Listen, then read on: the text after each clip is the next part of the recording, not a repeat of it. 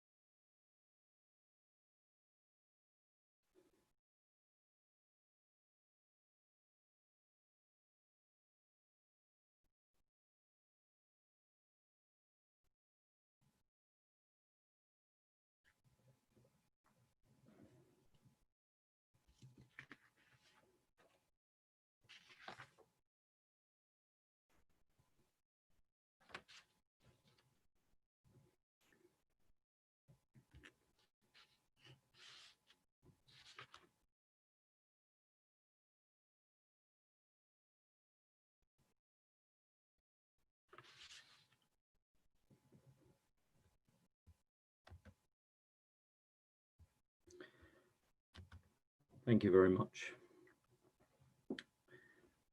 So, welcome to our presentation today on gas in Iraqi Kurdistan. I'm delighted to be hosting three great speakers today and talking about a great topic, which is of great interest. Thanks very much for attending this, whether you're watching live here on January the 12th or whether you are watching at a later point. One of the advantages of this format is that this presentation will be hung on the record in perpetuity up here on the Washington Institute website, and we'll also be hosting a PowerPoint version of the Department of Energy funded KRI gas study. Before I begin today, I just want to pass on out all of our best wishes to KRG Deputy Prime Minister Qubad Talabani, who is a little bit under the weather, diagnosed with COVID. We hope that he recovers quickly and that he has a mild time of it. So our best wishes to you, Qubad. Now, the Department of Energy in the United States funded a major study of the Kurdistan region gas sector in 2020, and focusing on ways that the market can be made more cohesive in 2021 and further on years, looking also at gas pricing mechanisms and at what kind of collective action could be taken to help move forward the sector, whether it is for domestic use inside Kurdistan region, whether it's for export to federal Iraq or export to Turkey, Europe, and other markets. We talk a lot about oil in the Kurdistan region of Iraq. It's been controversial over years. It's impressive. The Kurds have built a oil sector, landlocked people in the middle of a continent, build an oil sector that ends up producing the same amount of oil as Libya. But gas is not talked about so often. However, it could be a game changer as a way of bringing Baghdad and Kurdistan together with greater economic synergies, making the whole of Iraq more energy independent, or at least less dependent on imports of gas and electricity. It could bring Turkey and the Kurdistan region together.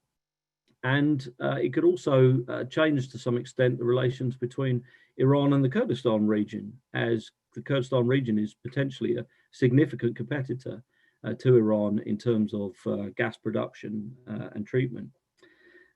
We know that there's a market for the gas that's in the Kurdistan region. We know that the resources exist, at least 30 trillion cubic feet of gas, and quite possibly a lot more. What we lack at the moment is a gas pricing model, which then constrains our ability to build midstream gas treatment, downstream, the pipelines and distribution grid required for a real gas system. Many have looked at this issue. We had large gas market studies in 2009, in 2010, when Nabucco pipeline was looking like a possibility. I began working on Kurdistan region gas strategy as far back as 2014. Since then, we've had major new assets like Moran and Bina Bawi identified, Kurdamir as well. We had the Rosneft entry into the Kurdistan region and an initial interest in creating a 30 billion cubic meter a year pipeline, which now looks a little bit smaller, but nonetheless, Rosneft is still in the game. But what we now have, due to Department of Energy in the US providing the capital for this, is the first ever gas market study that has been endorsed by the US government, but has also been supported by the entire oil industry inside the Kurdistan region, oil and gas industry, with all of its players, and has been supported by the Ministry of Natural Resources. So we're in new territory. I'm very happy to have been part of this process, helping to bring together government and industry. And I'm delighted to host our three august panelists today. We are going to first hear from Matt Zais, who is the Principal Deputy Assistant Secretary at the Office of International Affairs at the US Department of Energy. Matt previously worked on Iraq at the National Security Council, and he's had a lifetime of experience dealing with the Iraq portfolio. He is going to talk to us a bit about how energy how the energy relationship between the US, Kurdistan, federal Iraq, what kind of work has been done on that by the Department of Energy last couple of years, and what lessons he's learned from that. Then we will talk to Rob Waller, who's the US Consul General in Erbil, about how the US can continue to support the Kurdistan region energy sector and its the synergies between Baghdad and Kurdistan. And then finally, we will talk to Barozh Aziz, who is a senior advisor at the Ministry of Natural Resources, working directly to the new minister, Kamal Atrushi. And he'll talk to us about his views on the Kurdistan region energy sector, with particular focus on gas in the near future.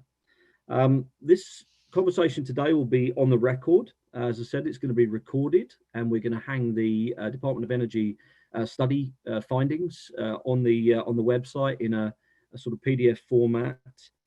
I'm going to ask each panelist an opening question and get them going with a short presentation each. And then you can send in your questions via the Q&A function. I will draw those together, curate them, and then pass them on to the analysts during the course of the call. There is an option, if you want to, I believe, anonymize the Q&A questions. But as it happens, they're only coming to me and the panelists anyway, so that may not be something that you necessarily care about. So without further ado, I'm going to ask Matt Zais to kick us off. So Matt, tell us a bit about why Department of Energy made this special effort with regard to the Kurdistan region of Iraq and Iraqi energy, and what this study is all about. What its key findings are that you'd like to highlight at this time. Over to you, Matt. Thanks, Mike. I really appreciate it. And I'd like to start out today by thanking our generous hosts and you, Mike, the incomparable Mike Knights and the Washington Institute. They and the Atlantic Council have been tremendous partners to us as we have forged an indelible energy partnership with both federal Iraq and with Kurdistan. And Mike, you've been instrumental in helping us scope this project from the beginning. And as many that are dialing in here today know, few know Kurdistan energy better than you. I'd also like to thank the Kurdistan Regional Government under the leadership of Prime Minister Masroor Barzani for his vision and the vision of the KRG to truly transform the region's energy future. Thank you to Representative Bayan Sami Rahman for your partnership, and to Dr. Barozh Aziz for your participation today. And congratulations on the new Minister of Natural Resources in Erbil. I know that the ministry is lucky to have you. Thank you to Rob Waller, our Consul General in Erbil, for his leadership and participation today. And also, I'd like to thank Kamar Energy and Robin Mills, who's on the line, for all their work to realize this study and the final product that is going to be coming out shortly. As Mike noted, Washington Institute's been gracious to host the full slide deck that I'll be briefing a little bit from today. And Robin is also here with us today to answer any specific questions that any of us can't answer. And so, Robin, thanks for joining us. So I wanted to quickly set the stage and answer your question, Mike, what's brought us here today. Iraq remains somewhat a unique case in natural gas development across the globe. For a range of reasons that many of us are very familiar, Iraq flares vast quantities. In fact, at times as much as the U.S. exports, and as a result remains dependent on its neighbors. Cross-border trade with gas in some cases is necessary for some countries which lack the natural resources, but as we know, that's not the case in Iraq. And so we have a particularly artificial energy situation in Iraq that is ripe for solutions. So it's against this backdrop, the Kurdistan region's natural gas resources are a critical component for any of these solutions.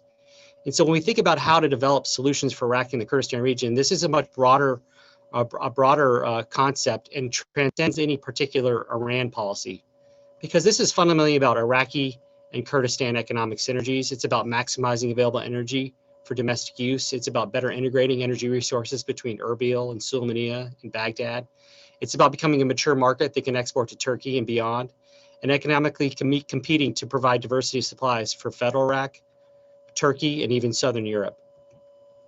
And so ultimately, this is good for the people of Iraq and Kurdistan by creating a new energy hub that will lift the region economically, just as it has farther south in the Gulf.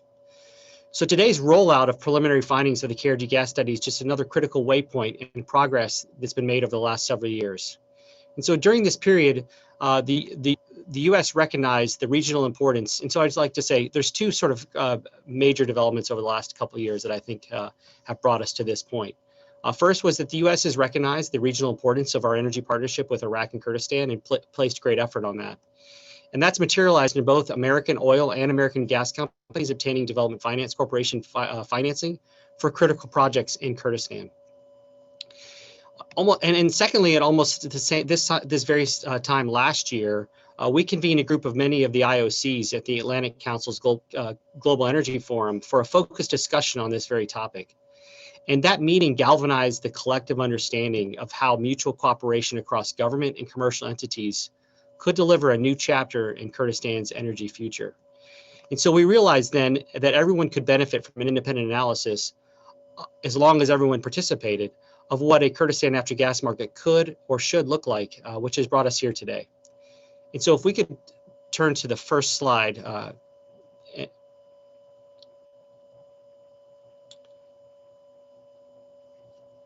Maybe the next one, Corey. Yeah. So in recognizing there was an opportunity, there was also some barriers, both political, technical, and commercial, which have prevented solutions thus far. But our focus is solutions-based. So although recognizing the need to bring all the parties together. And so politically, can everybody see this slide? Politically, M&R leadership and capacity, intra-KRG cooperation, and collaboration with IOCs were identified as critical barriers that needed to be overcome. Technically, the sour gas and the scalability of associated gas capture present technical challenges, and commercially, without a benchmark gas price and conflicting interests of the IOCs have also prevented this gas development. And so we took these barriers and then tried to address what are the potential solutions. So if we could go to the next slide, please. So acknowledging that these barriers, there is a significant opportunity for KRG's gas resources. There's a technical potential for the Kurdistan region to produce 40 BCM per year by 2035. And to put that in context, today they only produce 5 BCM per year. Domestic demand is estimated to become 15 BCM, and external output to federal Iraq and Turkey could become 25 BCM. So the opportunity for KRI natural gas to meet federal Iraq demand is quite obvious and could displace the need for external imports. And so after speaking to most of the stakeholders, the study determined that the best path forward to realize the KRG's gas market potential is through a phased approach. And how is this different than any other approach? An alternative approach would be starting with the largest infrastructure projects, such as the pipeline to the Hook in Turkey, essentially focusing on the downstream infrastructure. But the study found this phased approach the most viable. The potential market attacked in smaller increments over time, which addresses the more acute challenges first of associated and processing of gas and connecting to the centers of highest demand. So what does this look like? First, address the gas demand in Dahuk with nearby associated gas and establish the connection with Jamberg Kirkuk, while rounding out gas expertise in the MNR to carry out the next phases. And then next, this plan would focus on the Khormor expansion, while a network is established domestically to all the KRI power plants in main cities, while a gas buyer and infrastructure consortium is established that would enable the larger infrastructure requirements of the next phases, such as the large capacity pipelines to connect Turkey and federal Iraq. The study found that this phased approach model would ensure all of Kurdistan's disparate gas resources would be developed effectively to maximize domestic consumption and export potential. So if we go to the next slide, please. But this phased approach will require a number of political considerations in the future of MNR and IOC collaboration. Forthcoming from this study will be the recommended roadmap for how these phases can be implemented to address things such as meeting domestic gas demand priorities. How do we establish and build gas treatment facilities that will be necessary for the sour gas? Benchmarking gas prices. And additionally, the study found the importance of IOCs and MNR to collaborate on collective gas field capture and treatment for local use, and how infrastructure financing and gas sales should be a consortium which charges transparent tariffs and acts as a gas aggregator. And then finally, I would just like to close by noting that perhaps one of the most defining characteristics of this study, which describes the potential for an aggregated gas market in Kurdistan, is transparency. And I would say that what was truly humbling to watch was that all the IOCs and the government entities participated and provided feedback in this study.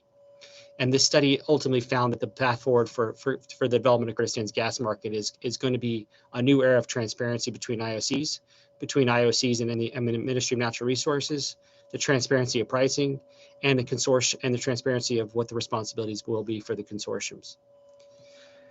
So in closing, the future of natural gas in Iraq is unquestionably important, and the future is both challenging but bright.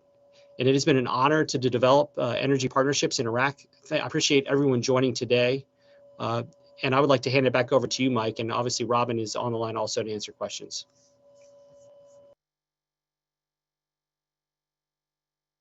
Thank you very much, Matt. That was really, really interesting, really good. The slides very helpful, and they'll be part of the broader deck that gets loaded up onto the Washington Institute website later today. Next, moving on to Rob Waller, Consul General in Erbil for the US. We're reaching the end of one US administration and we're entering into another. You are a point of continuity between the two. Can you talk about how the consulate in Erbil is going to continue to support energy development in the Kurdistan region and these kind of projects that have been moved forward under DOE, particularly the DFC financing and things like that, and make any other comments that you think are important to stress at this time.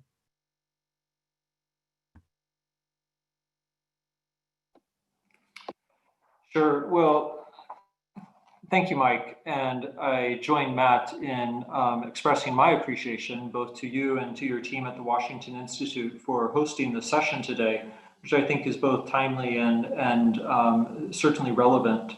I also want to note that it's a pleasure to be with my colleague Matt Zais, with Dr. Barozh. I want to acknowledge the presence out in the audience of my Kurdish counterpart there in Washington, Bayan Sami Abdurrahman. And finally, I want to thank the Department of Energy and Qamar Energy for having conducted this very important study, which I think will help US investors to better understand the opportunities and the challenges that await in the Kurdistan region's gas market.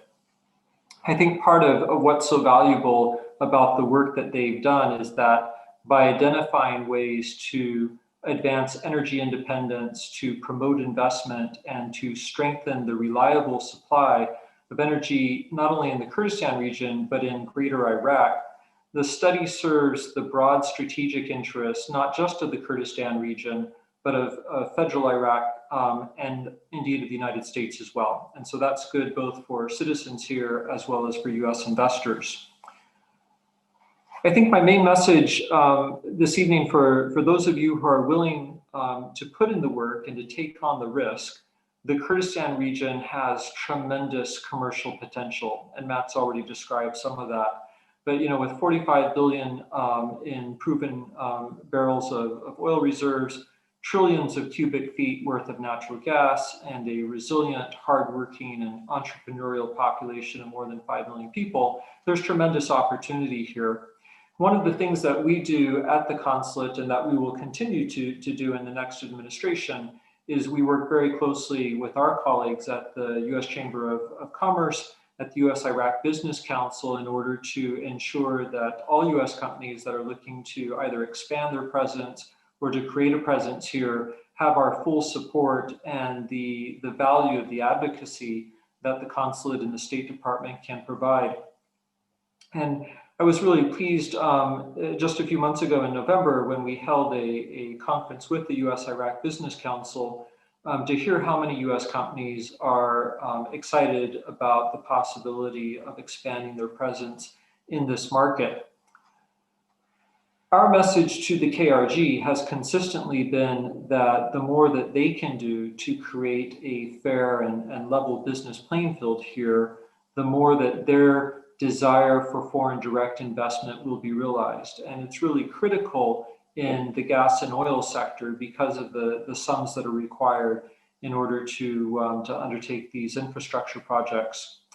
I want to commend the KRG for the steps that they've already taken to help US companies to succeed. And I'm confident that the study's identification of some of the political and technical and commercial barriers to developing the natural gas market will be yet another resource that the KRG can draw upon in order to create a more open and modern economy. The study identifies several areas in which the KRG and the federal Iraqi government can cooperate to strengthen the gas sector. And this gets to the synergies that you were talking about earlier, Mike. In addition to the ones that you've already mentioned, I think the one that I would point out is the potential for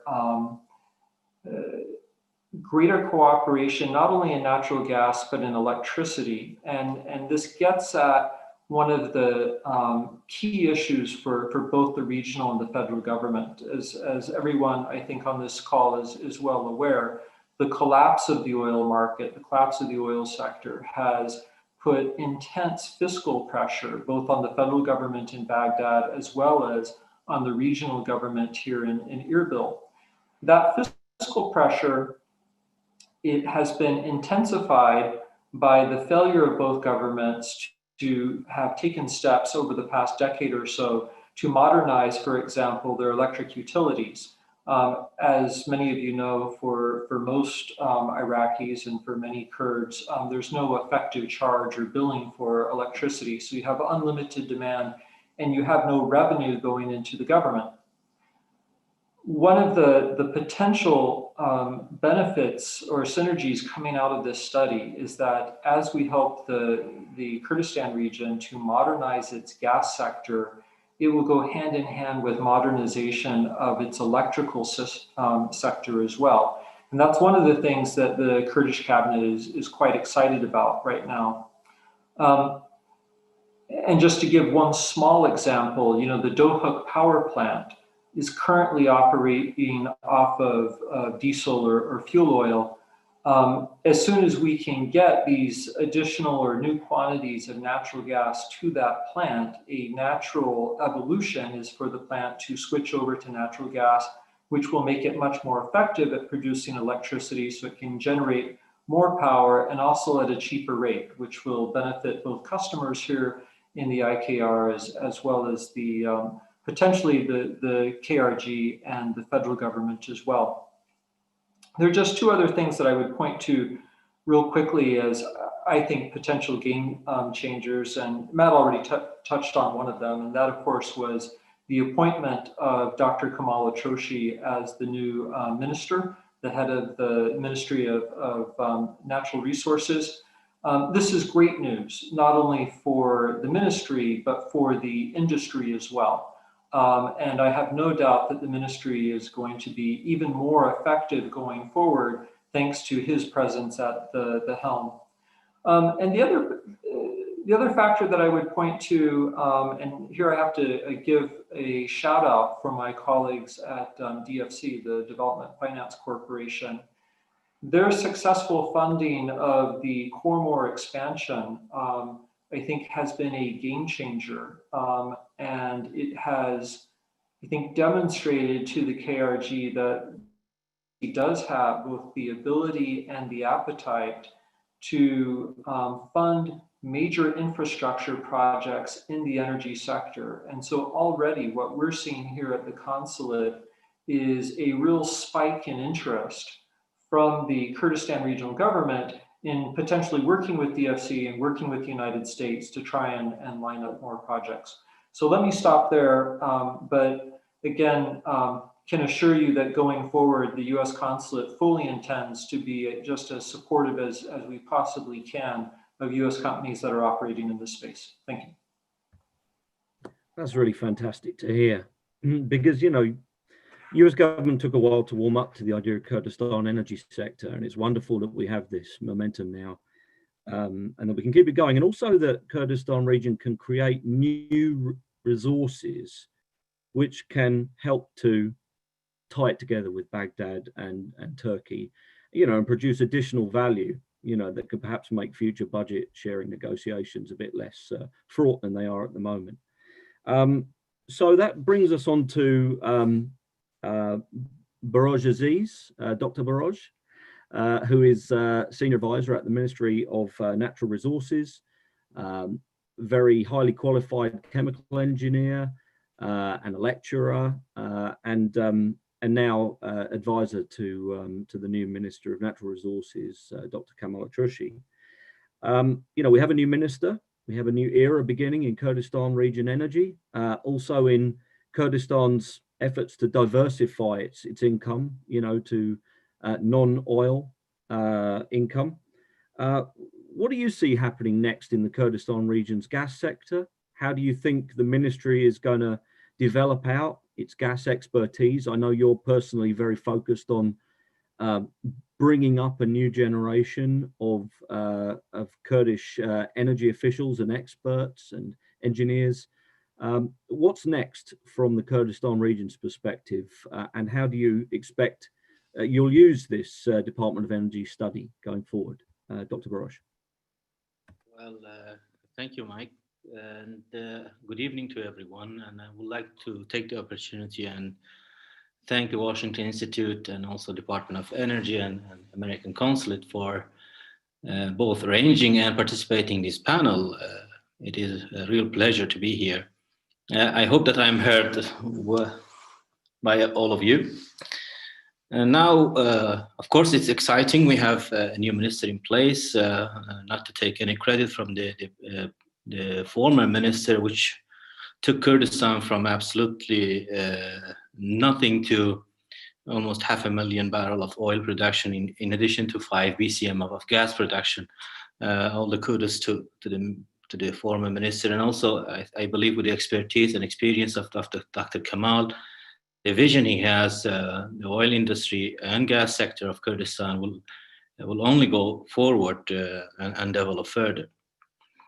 When it comes to the vision of the minister and the government, well, quite frankly, we have to wait and see. Although I know glimpses of what his vision are, definitely is going to take the opportunity to have the best, let's say, reservoir recovery, optimum recovery of the resources, finding market opportunities, whether it is going for export, but definitely prioritizing the domestic use and diversifying the economic resources in Kurdistan with the focus on agriculture, definitely.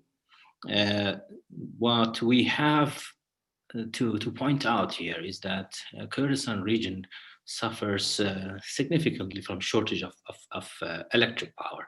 I think Rob pointed that particular point out, that the Dohuk power plant right now is running on diesel.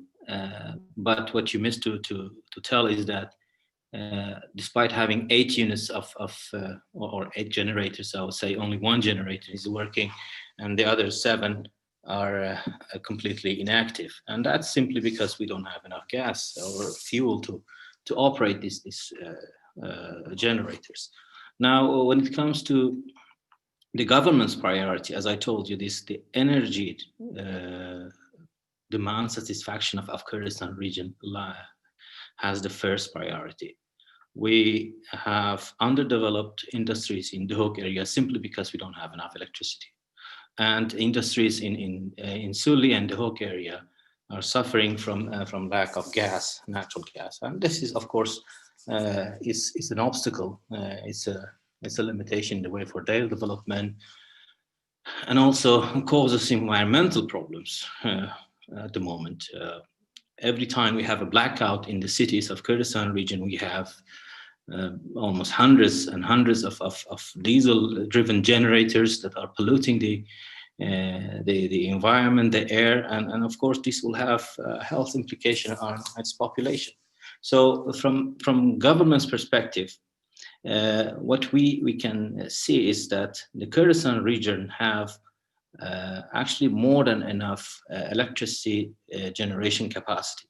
5 gas-driven power plants that can produce about 5,100 megawatt, and it can be also upgraded to combined cycle to even more 5,700. And we have also hydropower and a number of heavy fuel-driven power plants. So what we have here is an enormous electricity capacity, generation capacity, which would definitely can be shared with federal government in the short terms. I mean, in the short period where you need to wait for the infrastructure and the facilities to be built, and this particular power can be shared with Iraq. Of course, on the basis that we have a fair deal with the federal government and with the intention to bring in closer together the 2 governments of the same country, of course. Now, the fundamental principle would be to use the gas sector for creating job opportunities for the citizens of KRI and Iraqi people as well. And in any project that goes forward, the principle should be fair economical return for all the parties involved, whether it is going to be for export or for the domestic industries or users. So I think I will stop here, and I will further. I would like to also thank Washington Institute, Kamar Energy, Matthew, for sharing with us this study. Although I haven't received the full study, I've only received some PowerPoints of this study. We share definitely certain aspects of the study, and we might disagree in others, especially when it comes to the demand profile in Kurdistan region versus the estimation of demand in Iraq and Turkey, and where are the opportunities for marketing the gas of Kurdistan for the benefit of the entire country, of course. Thank you. Thank you very much. And it's really great to hear from the ministry. You know, we haven't heard so much in recent years, and it is wonderful, you know, that everyone's communicating. Okay, so maybe just to kick off some questions, I'll use the prerogative of the moderator to go first. Or actually, you know what? I think I'm going to do give Bayan Sami Abdul Rahman the first honorary question to throw out. So she sent me through in the chat. Bayan says, I'd like to thank Mike, the Washington Institute, for hosting the event, thank Matt Zais and the DOE for commissioning the gas study. I'd also like to thank Consul General Rob Waller and my colleague, Dr. Barozh Aziz at the MNR. Bayan's question is, what role do the panelists see for the United States in bringing Erbil and Baghdad closer to one another and to increase cooperation between them on gas, oil, and many other issues, from the budget to the Peshmerga? So let's kick off with a kind of a broad question, and maybe if each of you can give your reviews, we'll go Matt, Rob, Barozh, and please go ahead.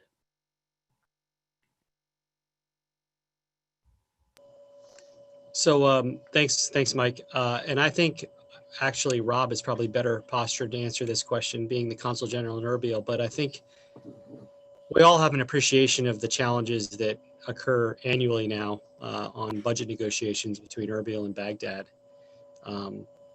That's just one component of the relationship, and the other component is what's often not talked about is that the Kurdistan region is actually providing power, as Dr. Barozh well knows, to federal Iraq.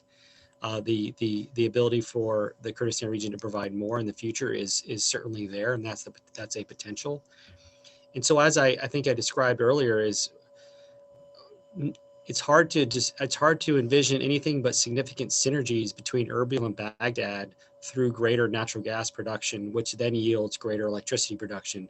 And it's almost as if there's somewhat of an island, and meeting either domestic demand in the Kurdistan region or in federal Iraq is dependent on, to some degree, the gas production in Kurdistan.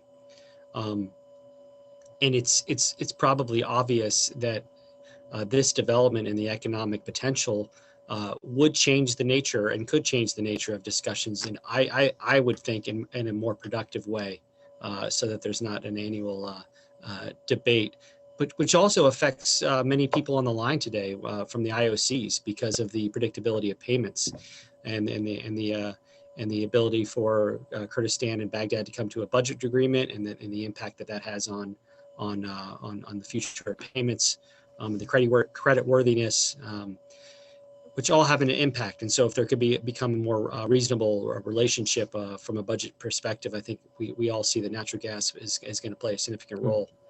But let me pass it over to Rob, because I think he's probably even better positioned to opine. Well, thanks, Matt. I think you've got it exactly right. You know, on the technical merits, on the business merits, there's such a clear, compelling case for cooperation between Baghdad and Erbil on energy matters. It's kind of a no-brainer. And so when we look at the chief obstacles, unfortunately, most of them are political at this point. And if there's one policy on which I think the State Department is in complete alignment from the highest levels of our 7th floor all the way down to, you know, our most junior officers who might be working on economic issues either in Baghdad or in Erbil, it is that we need to work behind the scenes and use our relationships with our friends, both in the federal government in Baghdad, as well as with the regional government here, to encourage cooperation, not only in the energy sector, but also on the budget and revenue. And I would go so far as to suggest that that is probably an important precursor, because there is such a lack of trust right now between the parties. But the best way of overcoming that trust deficit in the near term is to make progress on a fair and equitable revenue sharing agreement. I think Cap Kubad came back from Baghdad with a deal that going forward should address some of those concerns. But the question now is whether that deal survives debate within the Council of Representatives. But I can assure everyone on this call that we will continue to do what we can, both here in Erbil and in Baghdad, to encourage a fair and equitable agreement between the two sides. Thank you. Barozh. I have to agree with Rob. I think the distrust between the two governments has lasted long. The issue of the budget is absolutely crucial. Definitely, as you know, gas deals, if you're trying to attract any investors to invest in the midstream or pipeline or export for the end users, these are long-term commitments that needs to have, especially financial, security in terms of either sovereign guarantee or bank guarantee. And with the budget being at risk every turn that a slight, political disagreement happens between KRG and Iraq, this doesn't offer the right environment for investment in this particular sector, and especially export of gas to Iraq. I believe there is an opportunity here. There is an opportunity that can benefit both KRG and federal government.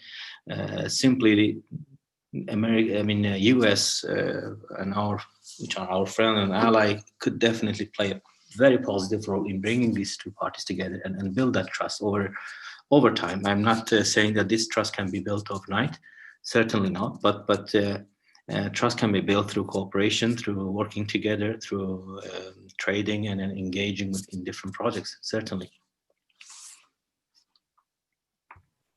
Dr. Barozh, just as a two-finger on that to follow up, I mean, you've been involved in all the negotiations down in Baghdad. You've flown down with the delegation to go and take part on the energy side. Has gas ever come up in those discussions, or is it a bit early for that? Well, Michael, I did not participate in all of these discussions. I believe that at the higher level, especially Kuwait and the finance minister, they discussed gas at the very first meeting, which I was absent from there. Unfortunately, in all the meetings that I was participating, the only subject that was discussed was the budget and the revenues from oil of Kurdistan, and the possibility of what is the share of KRG from the budget, and why Iraq should actually pay this share. I understand. Yeah, that must have been very interesting. Go ahead. There is one more element that I want to which I believe that is missing from this study, and that is the Iranian influence on the dynamics and the politics of federal Iraq. We know that they have a very strong presence in Baghdad, and so I'm pretty sure that anything that tries to undermine the interests of Iranian government will face fearsome resistance from the political fractions that are supporting Iranian government, certainly. And now we have a new administration in US coming, hopefully within a week. And that element is also missing from our understanding. What will be the policy of US towards Iranian nuclear deal, and are they going to ease up these embargoes on Iran or not? These are also political aspects to be considered in any future collaboration between KRG and federal government. Yeah, I understand. And we will come back to the issue of Iran and, energy competition with the Kurdistan region in gas in a little bit. I'm gathering together a whole bunch of different questions around certain themes. One thing I want to ask you, Matt, as an opening question on the study itself is this. I mean, there have been lots of studies over the years on supply demand, on on the problems in the KRG energy sector, the obstacles. What I was really hoping to see in this study is a real practical blueprint for two things. One, a gas pricing mechanism, which, as Dr. Barozh says, you have to provide a fair economic return for all parties. And that's been the problem in the gas sector in Kurdistan. It's a tricky thing to put together. And the second thing I was hoping to see in this study is, again, a bit of architecting, kind of a clear blueprint, maybe in an annex or something, on exactly how a sort of public-private consortium could be put together to really make this KRG gas thing happen, particularly the midstream and the downstream. So, can you talk a little bit about how this study's going to be different from previous studies, and, what's the real meat of it in terms of, are we going to hand off a ready to use or ready to adapt plan to the Kurdistan region, which doesn't have a tremendous amount of gas expertise in the energy sector at this point. So we're mainly focused on oil. What will this study do in terms of moving the ball forward? Well, thanks, Mike. you're right, and I think that's what we're trying to achieve here. That will distinguish this project that is already not distinguishable by the collective effort that's been applied to get all the parties to participate. Is to put a meat on the bones of what does the gas pricing mechanism look like. I think what we found in the study is that collective action is necessary. And so it's one thing to say, okay, we all need to cooperate to do something. It's another to say, and here's a model of how that would look like. And I think that's what we've asked this study to finalize is what does that gas pricing mechanism look like, and what does that blueprint look like for a public-private consortium. And so, like you noted at the beginning today, we're gonna hang these preliminary slides so that everybody has an idea of what the gas study looks like. But the gas study is not complete, and Robin and his team are working on it, and these are the sort of deliverables that we're hoping to see, so that we're not just identifying the problem, but proposing some solutions that can be pivoted from. Certainly happy to turn to Robin to comment further too, and if the other thing I wanted to see if we could come back to is, speaking of a tangible solution, is that I think what's come out in the study is the fact that the hook issue of transitioning natural gas is probably the first step. And if we can talk about that in specifics, so that we can neck it down just from bigger ideas to specifically how we can materially change the facts on the ground. Over to you, Robin. You got anything to say about gas pricing mechanism? I know in the extended, slides that have been created so far, you look a bit at oil price indexation or gas on gas competition. How do we crack the nut of getting a fair gas price so that people will develop gas assets, including those with high H2S sulfur content? Yes, thanks, Mike, and thanks very much to Matt as well for leading this study and inviting us to participate, and then for your comments today so far. So, look, the gas pricing issue is an absolutely critical one. The Kurdish gas market is a relatively new market and relatively little developed so far, as we've seen.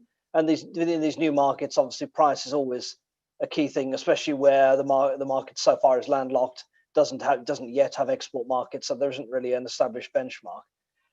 So I think, look, what we're looking at in the price mechanism is something that provides a fair return to the investors in the upstream and the midstream, that provides a return to the Kurdish authorities on their natural resources, and that provides an attractive price to the end user, so that they're actually wanting to use gas to replace oil if they're using oil today, or to develop new facilities. Obviously, when you talk about the markets for sales, if you talk about the Turkish market, you are competing in a very competitive market with a lot of sources of supply. We've looked at Turkey in great detail in this study. And obviously, you have Russian gas, you have gas from Azerbaijan, you have gas from Iran, you have liquefied natural gas, you have Turkey's own recent domestic gas discovery, which may be a factor as well. If you talk about the federal Iraqi market, you obviously have Iraq's own gas, which is not sufficient to meet its demand yet, and may not be for an extended period. And you have Iranian gas imports, and then you have a lot of oil being burnt for power today as well. So you've got a number of benchmarks that you could look at, and those all have to be balanced. Also, I think we should say that, particularly when we talk about the Turkish market, it's a relatively long distance away, the main centers of Turkish demand. Obviously, Turkey's only just over the border, but the main demand centers in Turkey are relatively distant and need relatively long pipelines to get there. That all has a cost too. And so the gas price from Kurdistan has to be competitive in that market.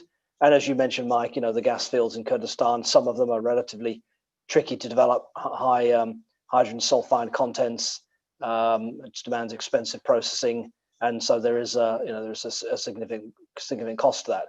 So the Kurdish gas production costs, they are not the cheapest in the world. They are large resources, and they're relatively low cost, but they're not ultra cheap. So they have to be competitive. So what we're looking at in this is developing a gas pricing framework that acknowledges all of those factors. Now, if we're talking about export markets, then the price, it's down to what can be negotiated with the Turks or with the authorities in Baghdad. if we're talking about domestic, let's say, use within the Kurdistan region, then it's a question of the one end, what is the competing fuel, and that's generally going to be oil. If we talk about the power plants, we talk about diesel or fuel oil, or possibly the alternative is that there is no fuel. The plants are simply not running because no fuel is available. In which case, then the obvious value, the value of gas is quite evident. But pricing it, I think we'll have to look at a range of mechanisms which will acknowledge a net back from export markets, from Turkey and Federal Iraq, if those either of those or both of those projects go ahead, and then a competitive price within the Kurdistan region that incentivizes users currently of oil fuels to switch over to gas. So I can apologize for not just giving you a single number. The mechanism itself is going to be a complex one, and I think it will also evolve over time, because if the exports to Turkey are developed, for example, then that will obviously set a benchmark. But before that, you need to have a benchmark that can be used for sales within the region. That's something that, as I say, that makes it attractive to users to switch over from oil. And again, we've got other issues there. We have subsidies for some users of oil. We have a lot of subsidies and hidden subsidies in the electricity sector. That's why I was very glad that Rob acknowledged that point. I think it's crucial that there's reform of the electricity sector in the Kurdistan region and in Federal Iraq as well, to enable those sectors to stand on their own feet economically, and then that makes it much easier to determine what a fair competitive price for gas into power plants is, and it enables power plants to buy gas, because they'll actually have revenues, whereas at the moment, of course, that's all largely dependent on the government budget. So I apologize, Mike, for a somewhat long and complex answer and not giving you a single number, but that's the way the study is moving towards, is to determine the mechanisms that are going to balance all of those factors. I wouldn't say they're competing factors, but they're factors that are in tension anyway, let's say. And even though you can't give a number right now, I think it's fair to say that number is not $2 to $5 per 1,000 cubic feet. It's probably something greater than that, and possibly significantly greater. Correct?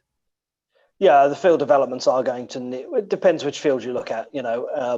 Some might be viable at lower prices, but yeah, I think generally we're looking at a price somewhat above that level to make these field developments and then all the midstream infrastructure viable. Very good, very interesting. Thanks very much, Robin. So, Dr. Barozh, you're a chemical engineer by training, if I understand correctly, even though I know nothing about engineering, so I could be getting it totally wrong. But looking at the sour gas, high sulfur fields in the Kurdistan region, which are some of the largest resources, what does the solution look like there from your perspective? You create mountains of sulfur when you extract gas from those kinds of fields, or when you extract the sulfur from the gas. But that can be used for stuff. It could be exported. It could be used in fertilizer industry. What do you think it looks like? I bet you have some specialized thoughts on the subject from your own background. Over. I'd like to add to what Rob said before I answer your question. The pricing mechanisms when it comes to the gas sector in Kurdistan is entirely dependent on the cost of the capital, especially for development of the midstream. As you said, the sour fields of Kurdistan that we have will push the project to its limit, whether it's going to be economical or not.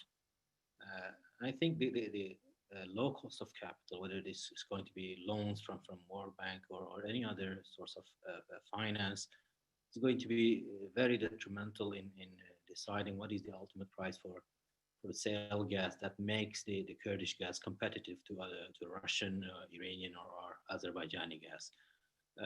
At the moment, this particular source of funding has not been there. This is why our fields, mainly Bina Bawi, Miran, which are distinguished by having a fair amount of H2S and CO2, not being developed, despite that we have an operator. Upstream has never been an issue. Downstream has never been an issue. I mean, there was negotiations with Turkey regarding, I think the pipeline even has been extended up to the border for receiving the gas. But because of these particular problems, this has never happened. Now, any technology or any investor in the midstream that comes in has to deal with the sulfur problem. Definitely, at the moment we have the liquid-based solution of the amine scrubbing for separating CO2 and H2S from that, and then turning the SH2S into sulfur. Now, along with that, industries such as maybe production of fertilizer, or maybe an extension of railway to one of the harbors, whether it is in Ceyhan or Basra, needs to be developed to get rid of the sulfur. I mean, especially for example, Binabawi is very close to the main city of Erbil, and we cannot have that environmental problem there. So certainly there are challenges when it comes to midstream in particular, and that was, I think this is the main reason why the gas sector of Kurdistan has not gone forward. Not to mention also the crisis of ISIS.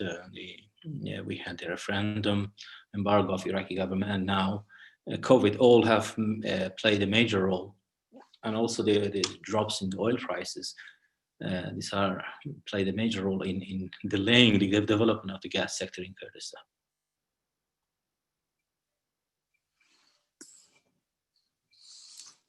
Very interesting. Back to I you. knew you'd have a rich answer for us. Very thought-provoking. Okay, so on some of the questions that have been coming in, look at on your on the slide that provided the sort of phasing and sequencing. There's a reference on the infrastructure to Turkey. First you link up with the hook, makes sense. And then it says, link up with Turkey, and then it says link up with federal Iraq. Why do you think it would be in that order rather than the other way around? Yes, please, Corey, put the slide up. Maybe Matt or Robin might be have a thought, and then Dr. Barozh, you might have your own thoughts about the potential sequencing. Well, to be honest, I did look at the demand profile of what Matt shared with me.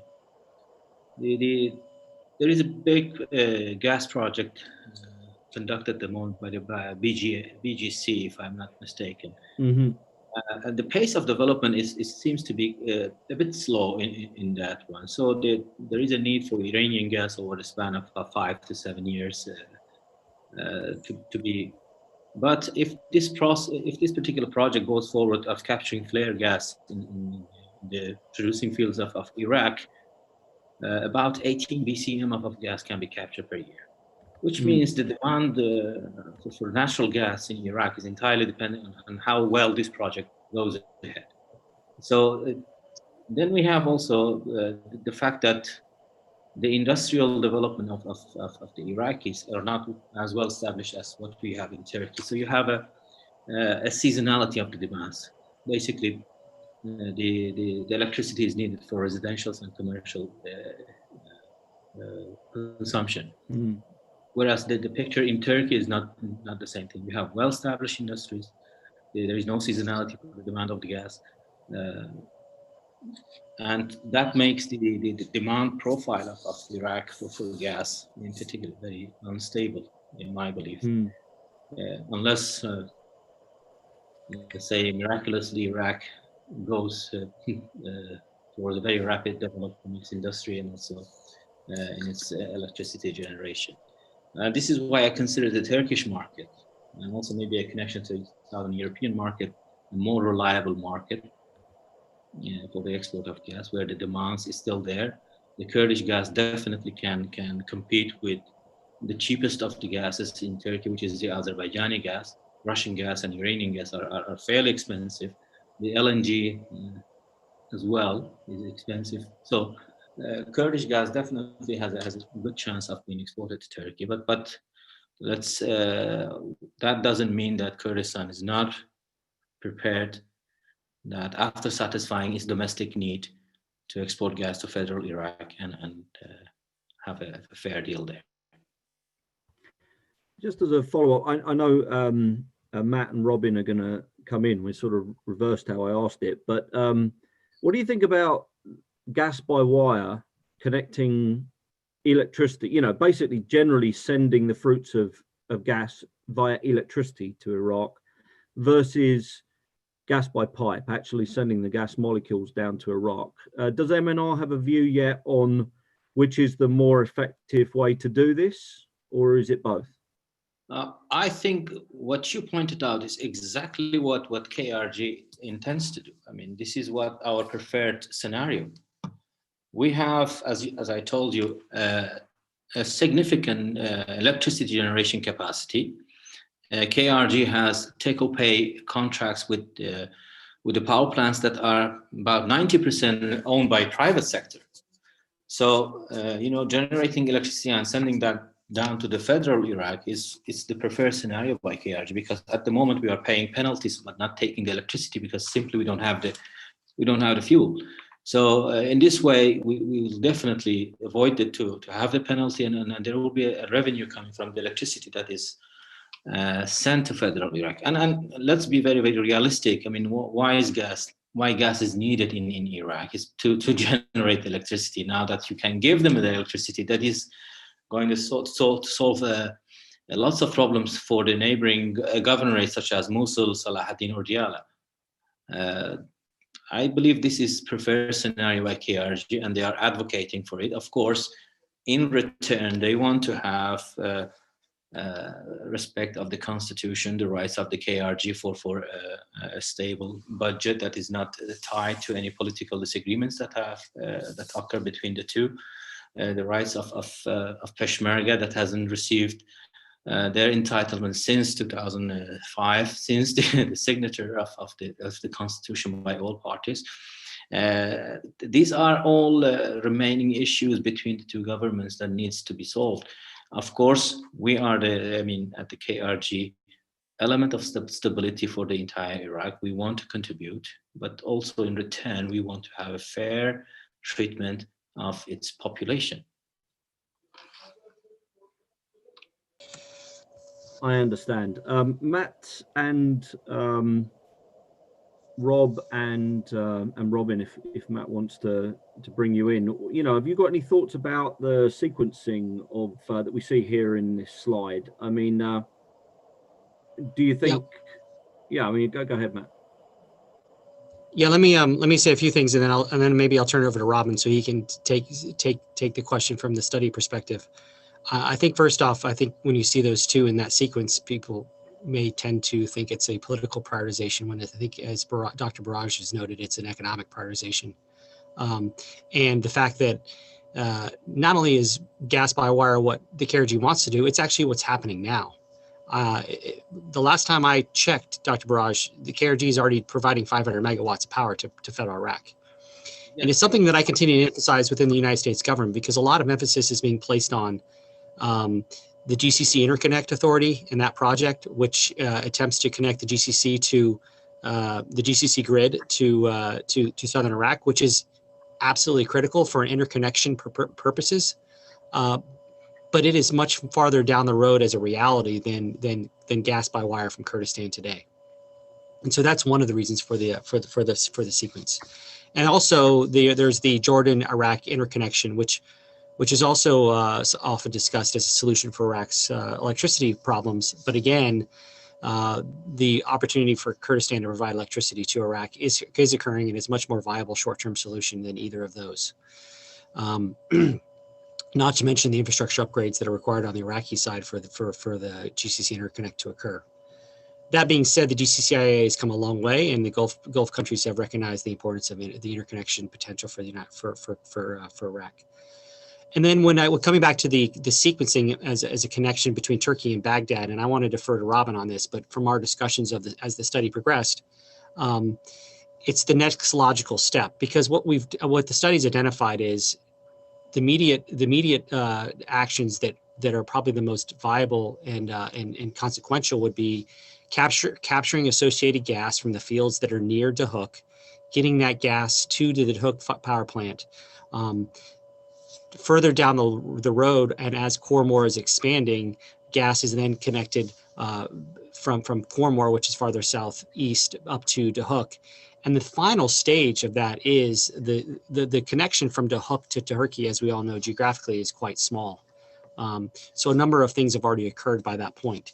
And then I'll finally wrap it up from where I started, which is this is a gas connection, and we're already doing gas by wire, and this would not prevent further additional gas by wire occurring prior to even a connection with Turkey. But Robin, can you correct me where I stumbled there? I mean, no corrections, Matt. That was all very much on point. I guess just to talk more about the phasing. Look, I think first key point is that these projects are not mutually exclusive. As we've shown, the Kurdistan region has more than enough gas resources to be exporting 10 BCM to Turkey and 10 BCM a year to federal Iraq, and meeting its own domestic needs as well. So it can, in principle, it can do all of these projects. It's just a question of organization and negotiations and finance.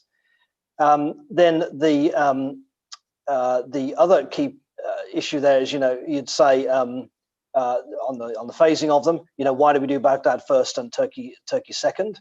Well, firstly, we're looking at this in a phased way. So we actually do have a small scale set of exports or sales to federal Iraq through the Jambur-Kirkuk line, which is a pipeline that already exists and could be repurposed for relatively small volumes, but just to get things rolling. Similarly, on the Turkish side, there's a pipeline that runs almost up to the border already, and is pretty close to Duhok. So again, a fairly small scale exports there could perhaps start quite soon. What we're looking at here in the phasing is the longer term and the larger projects. And look, this is what we think is the best phasing, but it could change. Obviously, if one of these projects runs into problems with negotiations, commercial terms, whatever, then the other project may move ahead of it. But why is 2026 such a key date? Well, that really comes down to the Turkish market. The Turkish market currently is fully contracted.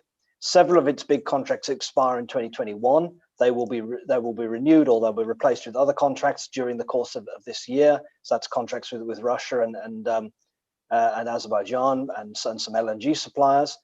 And so that isn't a window that the Kurdistan region can meet. Obviously, it doesn't have gas ready to go this year.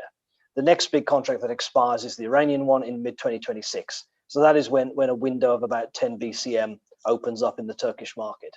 Now, obviously, to hit that, the Kurdish region will have to be well advanced in development and plans by 2023, 24 to have time to negotiate for suppliers to start in 26 or maybe start 27 to fill that gap in the market. And others will be competing for that gap too. Obviously, the Iranians will want to renew their contract. Maybe the Russians will want to sell more, so there'll be a lot of competition for that, and that those volumes may be split between several suppliers. But that's really the key window in 2026. We don't see it, as things currently stand, a large window for supply into Turkey before that, just because of they're fully contracted. If you talk about onward exports to Southeast Europe, if we talk to the Balkans, Greece, and so on. Yes, there is a potential market there too. It gets harder, of course, the further you have to go, and you have multiple countries there. And again, you have Russian gas, you have LNG, you have other suppliers as well. So that's also not it's not really the thing that can come first. So we're really governed by the timetable of Turkey here. Federal Iraq, on the other hand, we know they're desperate for gas, terrible power shortages. Even with the Iranian gas, even when the Iranian gas is coming, in 2020, the Iranian gas was very unreliable because of payment problems and shortages on the Iranian side. But even if the Iranian gas to federal Iraq continues flowing, Iraq still needs more.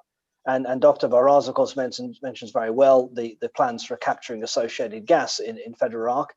But even being fairly optimistic on that progress, there is still a likely gap in the market. There's still a need for more gas. And so really, in our view, any time that the Kurdistan region can supply gas to federal Iraq, and any time that there's an agreement between the two, then there's a ready market there for, we think a 10 BCM, maybe a little bit less initially, but certainly a substantial market, which currently is either not supplied at all or is burning oil very expensively.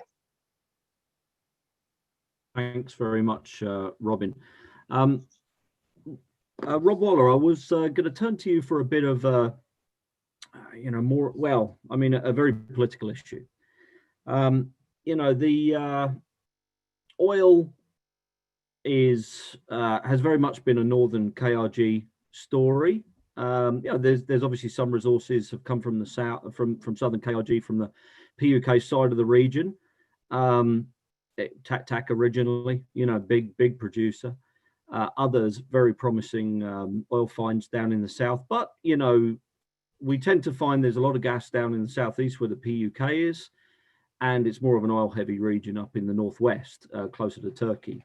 In the future, if this KRG gas thing is going to work, it's going to require the KDP and the PUK to work closely together. And, I won't say I've never seen relations so difficult, but, there is a growing sense within the PUK that they are becoming more cohesive and that they want to have a stronger say in energy policy, and that they want benefits for the PUK side of the region. Can you talk, Rob, initially, and then we can get comments from others about, what the US is going to do to try and other internationals, alongside other internationals, to try and reduce the level of tension between Sulaymaniyah and Erbil, and how that can assist with the development of the gas sector and general KRG economic development.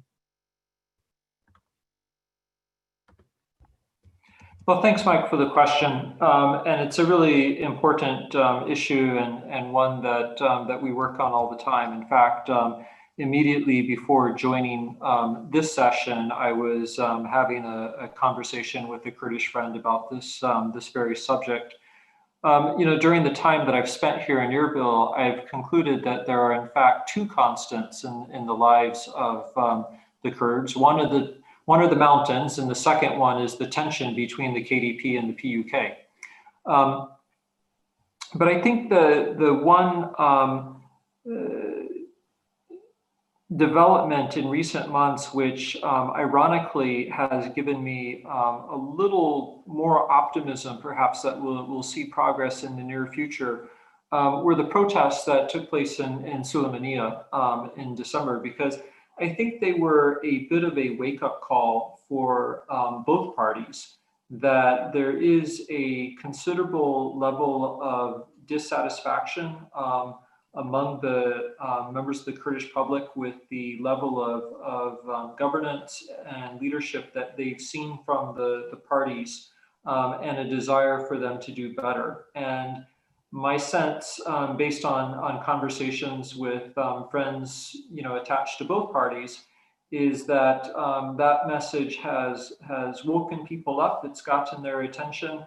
I think we've seen over the past few weeks a renewed emphasis on trying to, both between the two main parties and even between PUK and Goran, for example, and some of the other smaller parties, a renewed emphasis on trying to identify solutions that work well for not only the parties, but for the Kurdistan region. This, of course, is absolutely what we want to see. One of the things that we consistently remind our Kurdish friends of is that if you look at the kind of ebb and flow of the region's history over the past couple of decades, whenever the KDP and the PUK have been, united and on the same sheet of music, they've been much more effective, not only in defending their own interests, but in actually helping to steer the federal government towards outcomes and solutions which were good for all of Iraq. And in contrast, when they're at odds with each other, they're much less effective at doing either of those things in Baghdad.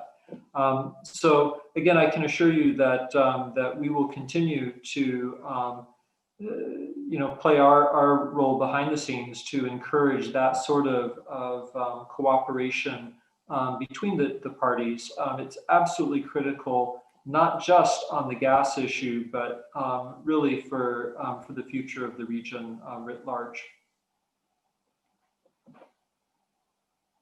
Matt or Dr. Barozh, do you want to comment on that, or are you good?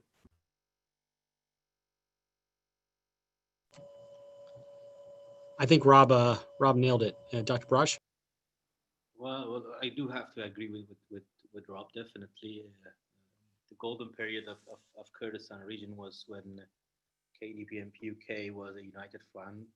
Their presence at Baghdad was united as well, and they could achieve miracles, to be honest. The constitution is an example of that, in which the federal region of Kurdistan was recognized in the constitution. And I believe that cooperation between the parties definitely will bring the Kurdistan forward. Very good. Thank you very much. If I can, a lot of our questions so far, which I've been sort of gathering together, clustering, have in some way touched on Iran. And, I know what's very important to stress is that this development of the KRG gas sector, as Matt said at the very beginning, has so much more broader applicability than any one US-Iran policy, which is one of the reasons why it's going to continue, I think, to be a very positive aspect of US Iraq Kurdistan relations going forward. Developing the KRG gas sector will help the KRG economy. It will help KRG Baghdad. It will help Iraq Turkey relations. All sorts of things. But it does potentially come at the expense of Iran in terms of a gas as a gas competitor. Now, Iraq itself, federal Iraq, is competing with Iran for oil export markets in Asia, competing very aggressively. So Baghdad itself is competing.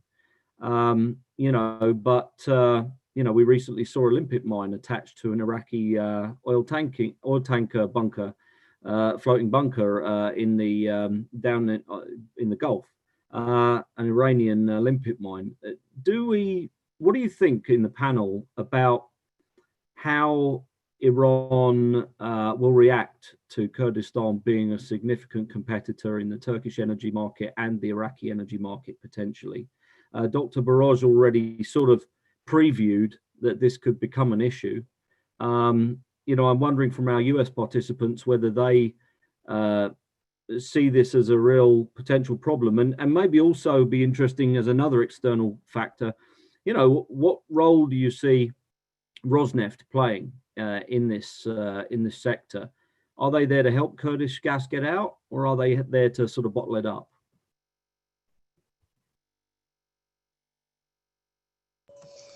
Well, I'll start, Mike, since those are such easy questions. So I wanted to make a point that I think that the ability for the Kurdistan region to develop its natural gas resources does and should transcend any US-Iran policy, because it does. Because this is nothing about any kind of dispute the United States has with Iran and its activities, whether it's be in Iraq or in the region. It has to do with a country and a region's ability to develop its own natural resources to benefit its people. And so when it does that, it's going to naturally compete with its neighbors that if there is competition.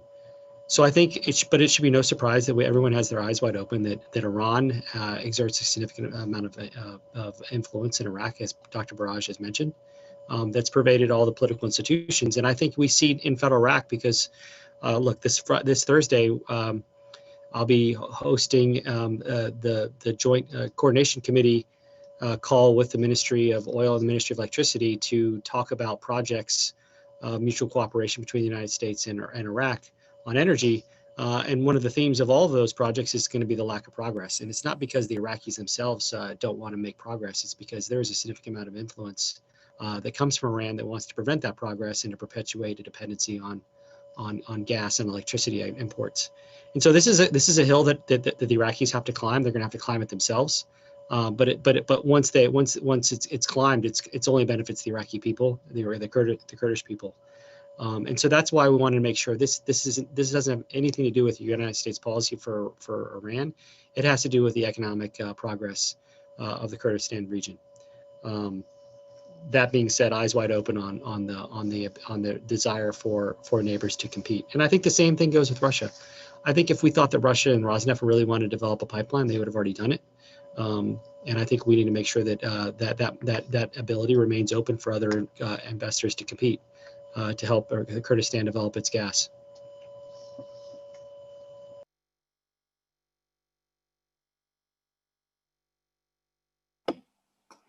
So, Barozh? Yep, go ahead.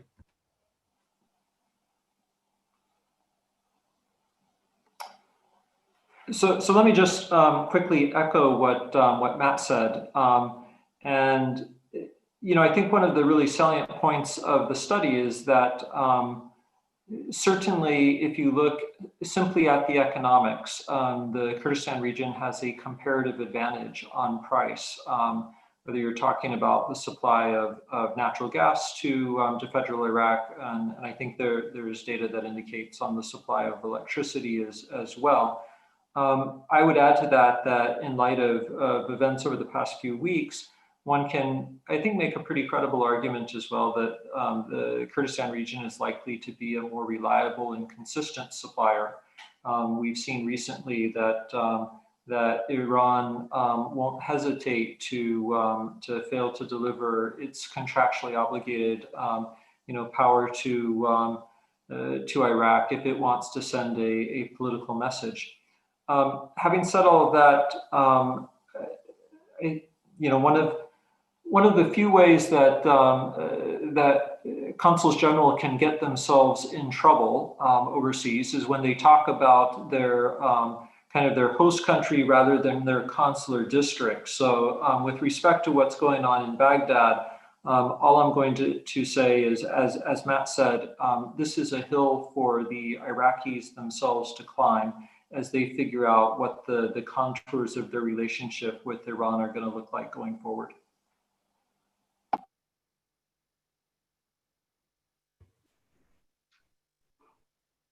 Dr. Barozh, I see you're unmuted. Do you want to make a comment, or are you good? Well, I would like to just make a comment regarding Rosneft's involvement in Kurdistan gas sector, and the reason why the pipeline hasn't been developed is simply because it doesn't make sense to build a pipeline without having any gas in place. I mean, as I indicated, the midstream has been always the Achilles heel of Kurdish gas sector. Our contractors have failed to find low cost of capital in order to be able to develop these gas fields, as I said. Otherwise, we haven't tested Rosneft in its ability to build a pipeline yet. And there's no doubt they could build it. So let me ask, while I've got you there, Dr. Barozh, some of the questions that have come in, another common theme has been, how can the Kurdistan region, and particularly the Ministry of Natural Resources, develop gas expertise quickly enough to take advantage of this window of opportunity in Turkey, and really urgent requirements to speed up the development of the gas sector so Kurdistan can be competitive and can take opportunities. Do you envisage the creation of something like a gas company in the Kurdistan region, or a joint venture company with Baghdad, or a gas directorate at the Ministry of Natural Resources? And how are you going to bring expertise in? This DOE study is obviously useful and helpful, but are you planning to collaborate with any other external advisors? One that springs to mind is the Norwegian Petroleum Department. So what are you thinking in terms of capacity building, and what can international players do to help you build capacity on gas as quickly as possible? Well, I can answer that quite frankly by just looking at the oil experience in Kurdistan.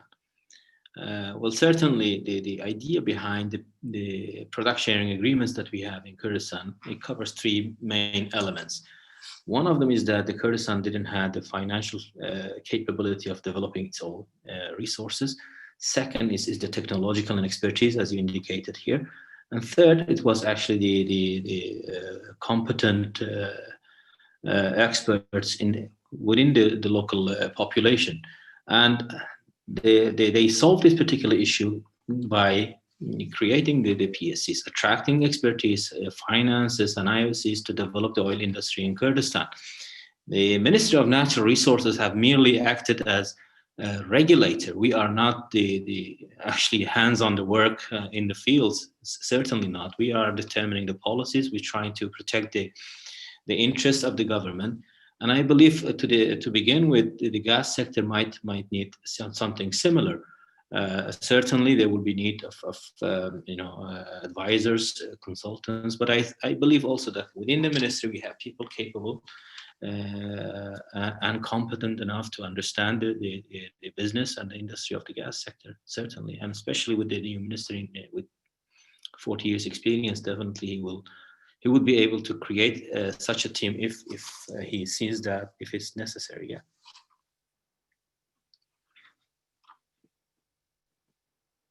Very good. Well, we're coming up towards the end of this period. One thing I wanted to do was to pass on a comment that came in from Majid Jaffer, who's of course one of the key players in the Kurdistan energy sector. With particular reference to gas, being that Crescent Petroleum down in gas, the largest gas operator in Kurdistan. He says that there is more than enough gas in KRI to meet the local needs, as well as to supply both the rest of Iraq and Turkey. And all should be pursued in parallel, as Robin said. But linking such efforts to the negotiations between Baghdad and Erbil on constitutional issues like revenues and Peshmerga will mean they won't happen. We must avoid politicization and let the technical and commercial realities drive the market. That's what will make the KRI an important gas hub. So that's an interesting comment there from one of the key players, calling for basically the market to lead and not necessarily to keep it away from politics, particularly at this early stage. Any questions on that before I throw one final question to Matt Zais, who as the originator of this process? Very good, Mike. I think Majid's right. I think when we discuss the political dynamics between Baghdad and Erbil and the annual budget negotiations, I don't think anybody's suggesting that we inject that with another complicating factor of gas development, and the market should lead. And if it does lead, it just what it does is it changes the nature and the backdrop from which those negotiations occur. So that was the only. But I think generally he's right. I think if in the United States the market leads, and I think in places where you see gas development has been significantly robust, it's marked by market dynamics. Yeah, and we've seen both collaboration on synergies on refining between Baghdad and the Kurdistan region. We've seen synergies on electricity as well, and those things have been led by demand, the need for the product, but they've had positive effects on the Baghdad-Kurdistan region relationship. Matt, I want to finish today as we come up to the last 2 minutes. First of all, to give you the last word, in part because I think we all owe you a big debt of thanks. Partly because of your special connection to Iraq over the years, but partly because you also saw the opportunity to make your position at DOE, to give it there was a way to essentially take these tools like DFC and US advocacy and really have a lot of impact in a market that was the right scale that the US could quickly impact it and improve the situation. So I want to thank you for all the work that you put into that. I mean, it's fair to say nobody has ever moved the Kurdistan region's energy sector up the US policy agenda in the way that you have. I don't think anyone has done more, and nobody has done more to, for instance, get the US providing the support and funding to a non-sovereign entity, whereas usually that's there's a restriction on that. So thanks very much for everything you've done to support the Kurdistan region energy sector. I've seen it at close range. From your perspective, you've just come out of a stint being a PDAS at the Department of Energy, one of the most senior officials, and certainly the most senior directly responsible for international affairs. What are your lessons learned from this about how the US can use its energy power, how the US can use its advocacy, its ability to provide equity financing. What's the key takeaways from you, and what do you think the landmark successes are of the last couple of years? Well, thanks, Mike. I appreciate it. And first off, I can't take much credit. I learned long ago that you make yourself look decent if you surround yourself by great folks. And so I think there's a lot of them on the line that we don't see today, from the IOCs and everyone here on the screen. Rob, Dr. Barozh, Mike, you. There's many people that have a lot to do with our policy in Iraq. And I think I think what we got fortunate to arrive at a point in time that afforded us the opportunity to talk about the Kurdistan energy sector and energy partnerships with Iraq, because for so long we've been so embroiled in things like ISIS or the predecessing conflicts. And so I think in some respects it's the natural evolution. And it's a absolutely critical geostrategic location and partner for the United States. And so I've been happy to do this. And I really want to thank everyone here today, both who's on the line, from all the IOCs, from all the government entities, the think tanks that are dialed in. In terms of lesson learned, I think, again, something that I think is going to transcend administrations, is transcend policy, is the role of natural gas in meeting global demand, whether that's emissions reductions, pollution reductions, carbon emissions, or even basic electricity demand in all corners of the globe. I've had the opportunity to travel quite a bit, everywhere from Myanmar and Vietnam to obviously Baghdad and Erbil. And one thing is very clear, that there are significant energy islands remaining around the globe. There's a lot of talk, and there's going to be a lot of talk on important issues coming up in the next administration around climate change, around emissions reductions. But there's parts of the globe, to include Iraq, that are just struggling to meet its basic power needs for its people. And I've seen that in Vietnam. I've seen the energy islands in the Balkans, and I've seen that and we all see that in Iraq. And so the role of natural gas is going to be critical. How countries do that, or how regions do that, is going to be critical. And it's very few places I see through the last couple of years that do it alone. You can't do it alone. It's about interconnections. Through your neighbors. I just leave you with a thought that this Thursday, the Secretary of Riyadh is going to have an energy ministerial with a number of his regional colleagues that we've cobbled together following our successful trip to Abu Dhabi last month with the Israeli delegation, and that's going to include United Arab Emirates, Israel, Bahrain, Egypt, Morocco, and Sudan.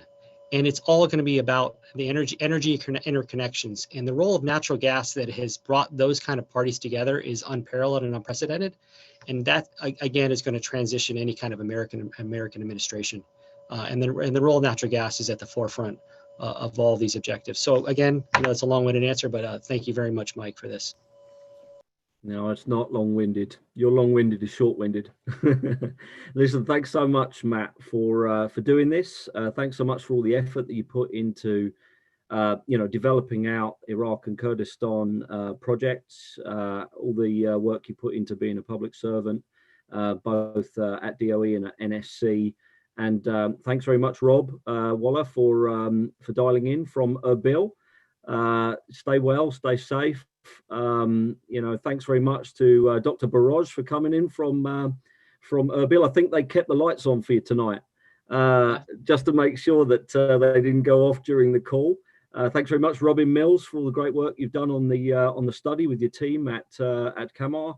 And thanks very much to Corey Francis for keeping us in line and online today. Thanks very much for all the questions everybody sent in, and I'm sorry if there was the occasional one I didn't get to or I only tangentially hit, but we had well over 100 people on the call today and an awful lot of questions. So thanks very much, and look forward to seeing you again next time at the Washington Institute.